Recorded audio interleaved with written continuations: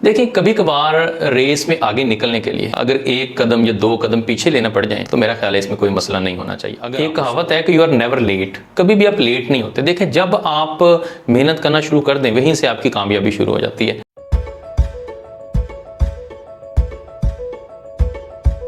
UHS MD cat का result आ चुका है।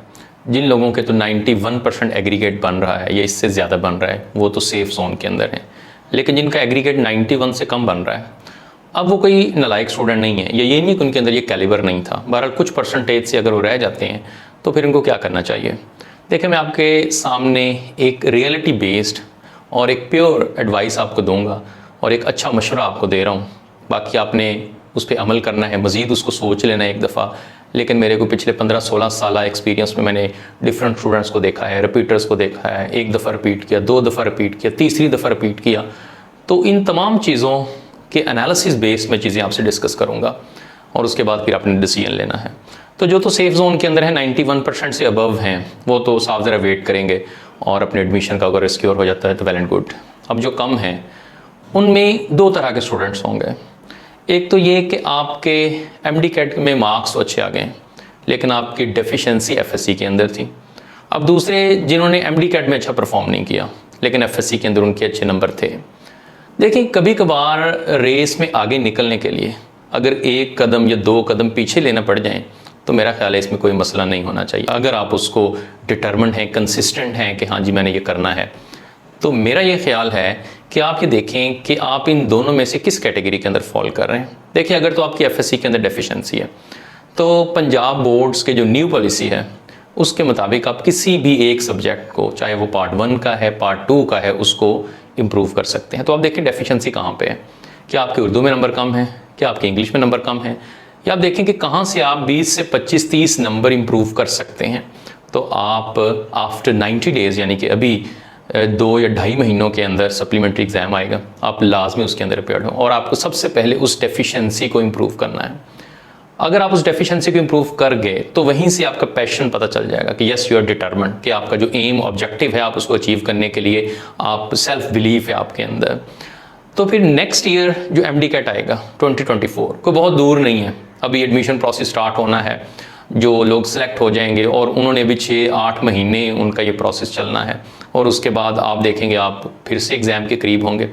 तो एग्ज़ाम नेक्स्ट टाइम दे के और पूरा जो स्ट्रेंथ लगा देनी उसके अंदर, क्योंकि जैसे मैंने कहा कि अगर तो आपने एक टारगेट वाकई सेट किया है और आप पैशनेट है उसके बारे में, तो 1 साल रिपीट करने में कोई हर्ज नहीं है।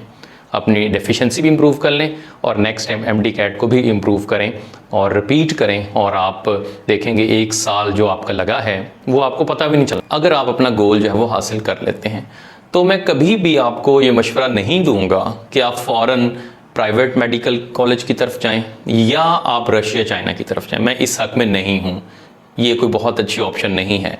आपको कम से कम 1 साल लाजमी ट्राई करना चाहिए, सेकंड ट्राई आपने लाजमी करनी है।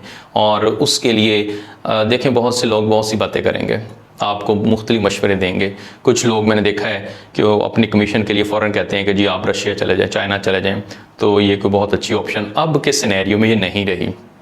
और बहुत सारी ऑप्शंस हैं, मैं आपको बताऊंगा, लेकिन फ़िलहाल जो मैं आपको मशवरा यही दे रहा हूँ कि आप 1 साल इस पर लगाएं और रिपीट करें और अपनी पूरी स्ट्रेंथ लगा दें उसके ऊपर, और इंशाल्लाह ताला जो ऐसा करेंगे उनको रिजल्ट मिलेंगे। और उसके बाद फिर अगर खुदा न खास्ता कोई प्रॉब्लम बनती है तो फिर हमारे पास और बहुत सी ऑप्शन है, लेकिन फिलहाल बहुत जल्दी हमने इसमें नहीं करनी, बहुत सोच समझ के आपने इस पे चलना है। इधर उधर से आपको बहुत सी बातें सुनने को मिलेंगी, कुछ आपको बुरी भी लगेंगी, लेकिन वक्ती तौर पे आपने उन तमाम चीज़ों को ऑब्जॉर्व करना है, लेकिन आपने बाद में उनको गलत साबित करना है। एक कहावत है कि यू आर नेवर लेट, कभी भी आप लेट नहीं होते। देखें, जब आप मेहनत करना शुरू कर दें वहीं से आपकी कामयाबी शुरू हो जाती है। तो आपने तमाम लोगों की बातें सुन ज़रूर लेनी है, लेकिन करना वो है जो आपके लिए अच्छा है, जो आपके फ्यूचर के लिए अच्छा है। जल्दबाजी में कोई काम करना वो बाद में आपके लिए नुकसानदेह हो सकता है। सबसे पहले तो आप अपना माइंड बनाएं और जो स्ट्रेस है, टेंशन है, इसको ख़त्म करें, क्योंकि देखिए मुसीबत में घबराना जो सबसे बड़ी मुसीबत है। देखिए, ज़िंदगी में नशेबो अफराज आते रहते हैं